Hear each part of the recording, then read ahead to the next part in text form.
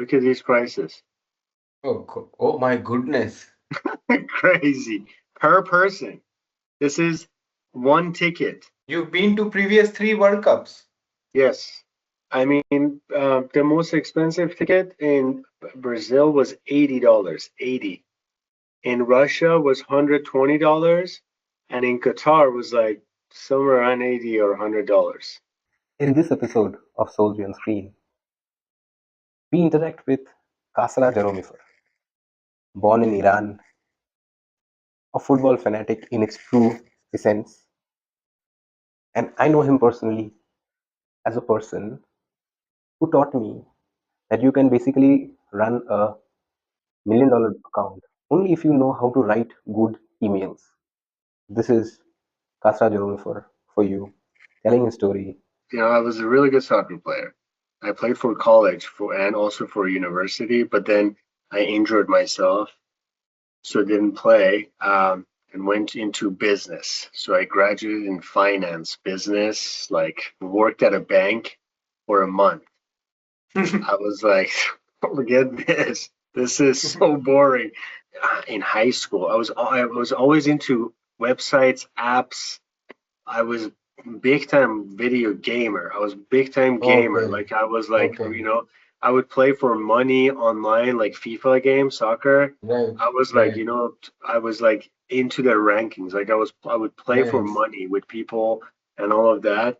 And nice, nice. I would like, do like a small WordPress sites for here and Correct, there for like some friends and all of that. correct, But correct, yeah, correct. I just got into the industry of websites and just been here since, born and raised in Tehran, Iran, moved to US when I was 13. And before we get here, we actually went to UAE. So I lived in UAE for a few months, went to Dubai, and then before we get here, went to two European countries, Holland, because my aunt lives there, and then Germany, because I had an uncle that lived there. And then we came to the US. And that was like basically a start. So it was very challenging at first, different country, different language, and all of that.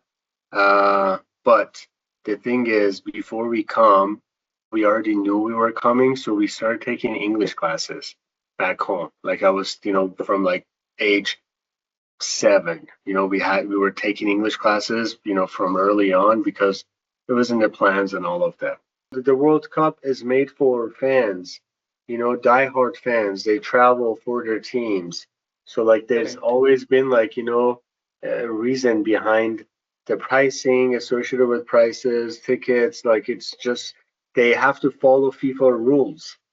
But for this one, everything has changed. Like my whole trip, flying from here to Brazil, flying from here to Russia, round trip, the whole basically thing, going there, staying there, and the time I was like single in all of them actually. So no, actually not the last one I was dating actually, but the other two I was single. So I was like going partying with friends, having fun, and I stayed a week each one of them except Qatar. Qatar, I think I stayed 5 days. I don't know. I was working here. But anyway, the whole trip, the whole planning probably cost me anywhere between 2,000 to 2,500. That's flying from US to all those countries, flying back, staying at hotels for like a week, going to like I went to 3 games, each one of them, each time. We went to 3 games. Um, and all of that is like less than like the ticket for one game.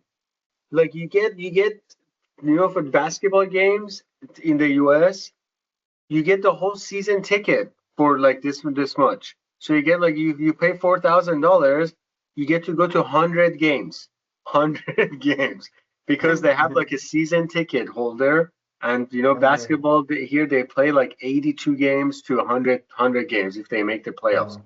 This is for 90 minutes. It's like get the hell out of here, dude. There's 2 games that I'm gonna go. one of them, it's going to be Iran versus Belgium, and then the other one, USA versus, I think it's Paraguay. You already Uh, booked the tickets. no, dude, no. They're so expensive. And I'm just, just trying to see when it's going to go down. The price range that, I feel comfortable going, I just do it one time because, again, it's just one time every 4 years.